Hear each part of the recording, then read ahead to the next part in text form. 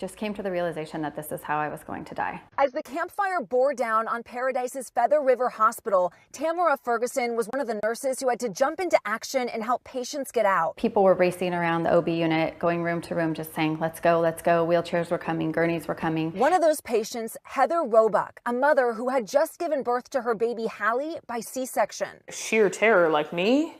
I'm in the middle of surgery. Do we go to us? They just stitched me up really quickly. Heather was separated from her husband and newborn daughter so she could be taken by ambulance. We hopped in an ambulance with strangers, people we didn't know.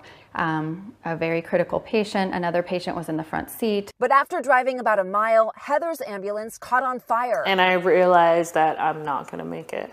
And I just told him on the phone that I was really sorry and that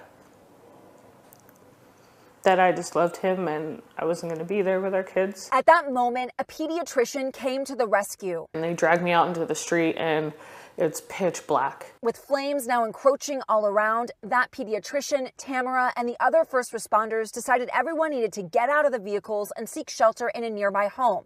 They moved all the patients into the garage. We were all doing our part to try to defend the house. These photos taken by Tamara show how everyone was doing whatever they could to keep the fire away. I see the paramedic on the roof spraying off the roof. I see someone over here with a hose filling buckets. Chrissy sweeping, someone has a shovel, and I just picked up piles and piles of brush and I kept clearing them to the road. And you can see how close the fire got to that home. This is the home next door, completely reduced to ashes. And over here, the fence that surrounds the perimeter of that house, also partially destroyed. But their efforts, life-saving.